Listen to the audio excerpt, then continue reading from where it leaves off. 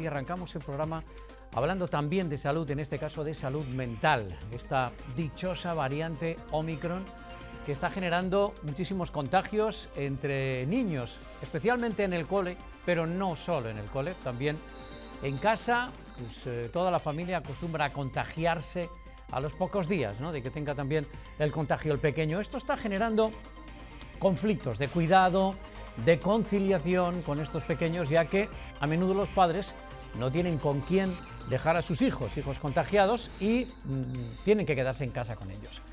Conciliar está siendo un auténtico Tetris vital estos días y nos está generando no poco estrés, por no hablar de lo complicado que es teletrabajar en casa con niños, el que pueda hacerlo. En fin, veamos cómo llevarlo de la mejor manera posible y lo hacemos con ayuda de nuestro psicólogo Enric Valls. ¿Qué tal, Enric? ¿Cómo estás? Bienvenido. ¿Qué tal? Buenas tardes. Un placer estar aquí de nuevo. Bueno, pues lo primero es situarnos en la situación. Es cierto esto que está ocurriendo, ¿verdad? Que tenemos muchos contagios, que hay muchos papás y mamás que no pueden quedarse en casa, que tienen que trabajar y que se está generando, en fin, no poco estrés en estas circunstancias, ¿verdad? Sí, de hecho es que venimos más, vamos a decir, con un tiempo de estrés, de tensión, y además se le añade pues la facilidad que tiene este dichoso virus de entrar en nuestras casas, ¿no? Y además con nuestros menores. Y claro, eso genera en muchas ocasiones el no saber cómo gestionarlo, y bueno, la incertidumbre ya que está de serie en nosotros y sobre todo también el cansancio y hacer malabares. ¿Qué haces? ¿Cómo lo hacemos? ¿Cuánto tiempo lo hacemos? ¿Dónde lo hacemos? Y en ocasiones eso genera un estrés y una tensión e incluso también una tristeza tremenda, ¿no? ¿Alguna reflexión, algún consejo, por así decir, alguna herramienta que pueda servir para los padres? Me parece que acabamos de perder a Enric Valls porque la conexión de repente... Ah, no, lo tenemos ahí, lo tenemos ahí. ¿Me estás Sí, escuchando, Enric? Ah, vale, por un momento sí, sí. temí que habíamos perdido la conexión porque no te veía. Decía, reflexiones, consejos, no sé, herramientas que puedan ayudar a los padres, porque es un estrés añadido. De repente recibes la llamada del colegio y te encuentras que durante al menos una semana has de reorganizarte de una manera distinta. En fin, ¿cómo podemos echar una mano a esos padres, a esas familias que se encuentran con esta situación, Enric? Sí, es cierto bueno, que esa situación nos rompe la rutina y nos rompe también el día a día, ¿no? Ante eso, ¿qué podemos decir? Sobre todo la palabra en negrita y en mayúsculas, mucha paciencia, paciencia, intentar relativizar, desdramatizar ante esa situación, intentar enfocarlo con el mejor de los optimismos. Es cierto que es complicado, por eso decía que venimos de una dinámica que ya es un cansancio tremendo, pero bueno, intentar ser positivo dentro de lo malo, lo menos malo, es decir, estamos haciendo todo lo posible para abarcarlo y tener paciencia. Y un aspecto importante que también es interesante tenerlo presente es que esto precisamente tiene fecha de caducidad, es decir, que es algo temporal, que las consecuencias fisiológicas también y físicas son menores, son mínimas y que es estar unos días un poquito más, pero que no es definitivo, que va a ser algo temporal y eso también mentalmente nos ayuda a pasarlo. Es cierto que hay que pasarlo, no queda otra, pero dentro de esas circunstancias, pues sobre todo tener presente el verbalizar precisamente nuestras angustias, nuestros temores, es decir, ya está bien, ¿no? Esto no puede más. Quejarse también es muy terapéutico y intentar pues mantenerse ocupado en los días de confinamiento si la familia tiene que estar pasando por ahí, verlo también como un trámite y como algo temporal. No queda otra, es complicado a veces y yo también lo digo, incluso nos pasa a nosotros los profesionales que a veces aparece el agotamiento, ¿no? Pero ante eso uno conecta con esa emoción de quejarse, de tristeza incluso, pero intentar pensar que esto, como siempre, es algo temporal, que es pasajero y que, en fin, que al menos estamos juntos, ¿no? Que es un poco el mensaje. Bueno, pues es desde luego encontrar acompañamiento para llevarlo lo mejor posible.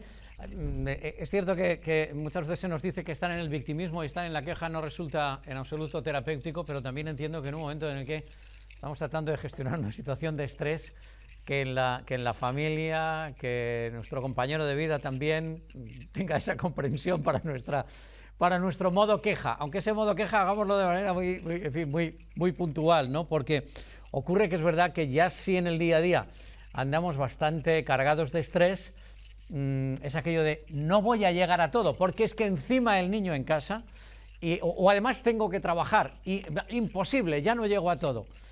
A ver, en fin, ¿qué hacemos para gestionar un poquito esto? Es verdad que se nos viene como todo encima y nos da la sensación de que no vamos a poder y nos puede el estrés en realidad, ¿no?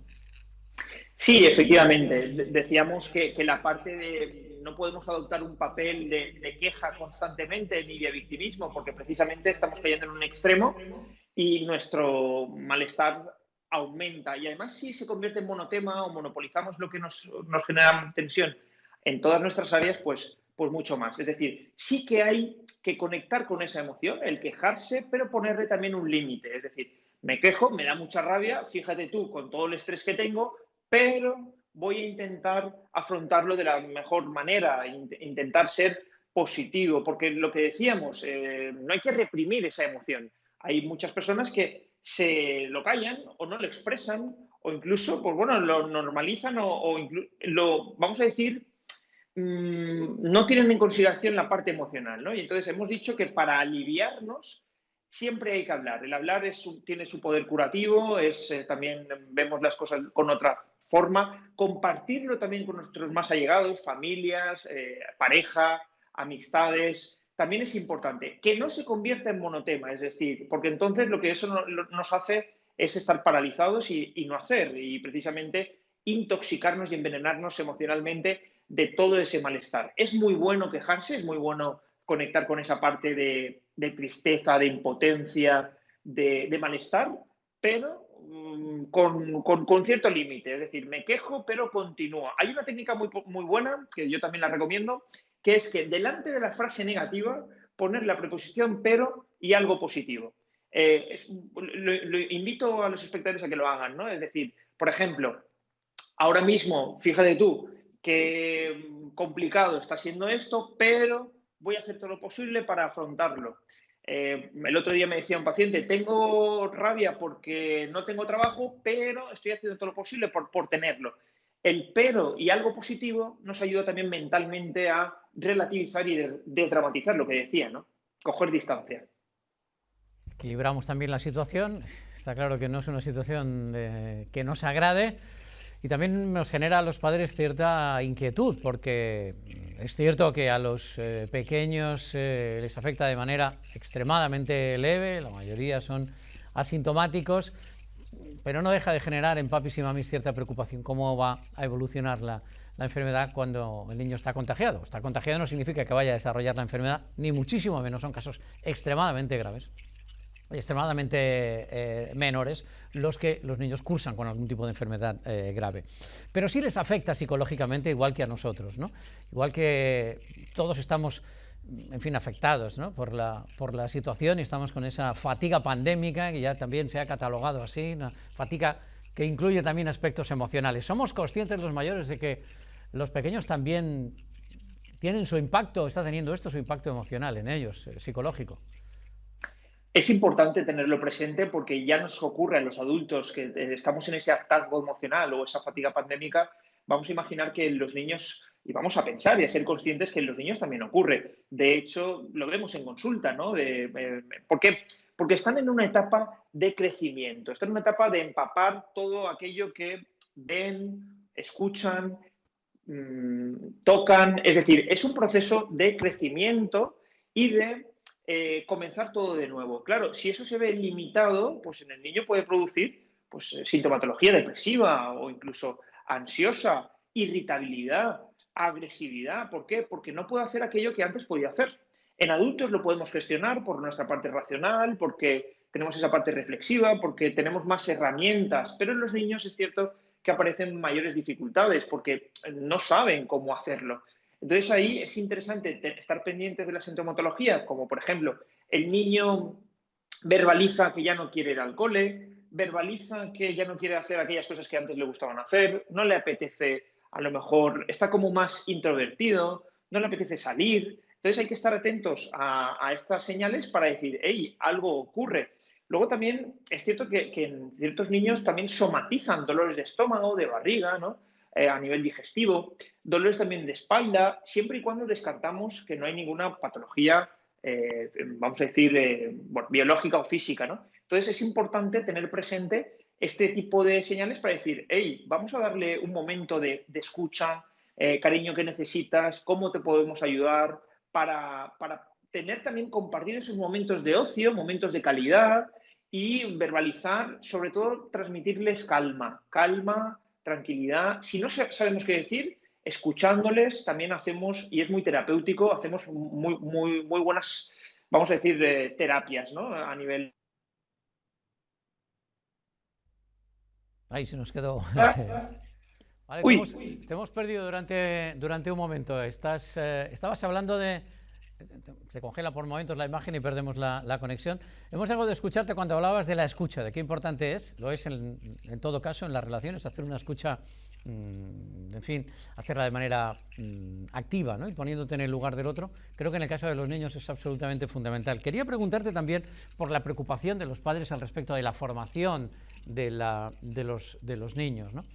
Porque ya vamos para 2 años largos en los que la sociabilidad está viéndose impactada, en los que no están limitadas las actividades o eliminadas las actividades extraescolares, no se pueden hacer cumples, los primitos no pueden venir a casa, no podemos ir a casa de los abuelos, no, en un momento en el que para los niños el tiempo, claro, para nosotros, no sé, para una persona mayor, 1 año, pues bueno, desde luego es mucho tiempo, ¿no?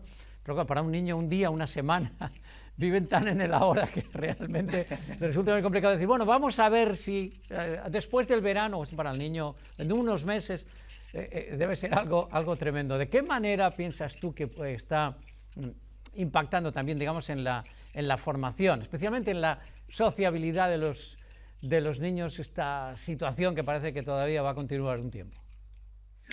es muy buena pregunta. Es cierto que hay ciertas incógnitas, pero si nos basamos en los estudios científicos, nos dicen que los niños se suelen adaptar bastante fácil.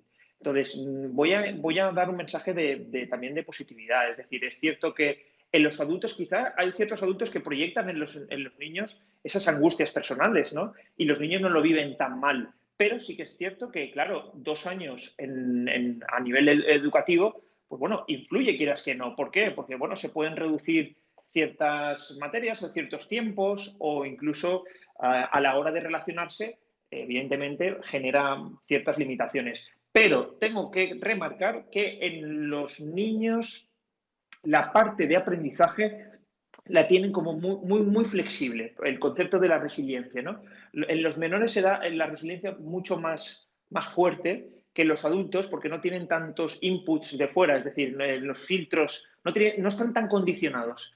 Pero eso también tengo que remarcar que es duro porque, como comentabas, ¿no, Chimo? Es que ya no puedo hacer esos cumpleaños, ya no puedo hacer ese tipo de actividades, pero afortunadamente cuando esto ya se estabilice y se normalice, eso pasa a un segundo lugar. Normalmente no suele tener consecuencias psicológicas graves, a no ser que el menor tenga cierta vulnerabilidad en su personalidad. Esto es importante, es decir, ciertos patrones que puedan tener, pues mira, el nene es más inhibido emocionalmente o tiene dificultad para conocer bueno, pues, esas habilidades sociales. Ahí sí que es cierto que existe una mayor vulnerabilidad y que eso se puede reflejar en casos que también lo estamos viendo, ¿no? En aumentos de ansiedad o depresión ya en adolescentes que está presente y que es complicado, ¿no? Es difícil. Bueno, para eso estáis los profesionales, para cuando el asunto ya está entrando en una situación que puede devenir o es patológica, pues tratarlo. Para eso estamos. Que la comunicación de las emociones también, si a nosotros nos sorprende también, y nos quedamos con... Hay parte de la información emocional que se transmite con toda la cara, que no podemos ver a través de la mascarilla. Imaginemos también cómo es esa transmisión emocional para los niños. En fin, en todo caso, desde luego, me parece que lo primero que has dicho es una regla de oro. Tomémonos las cosas con paciencia y, en fin, seamos también agradecidos porque la situación que están pasando pues otras personas que desde luego están sufriendo mucho más. Está bien que la queja sea terapéutica, pero también pongamos de un límite. Gracias por acompañarnos, Enric Valls, una semana más. Muchas gracias. A ti, a vosotros, un abrazo fuerte.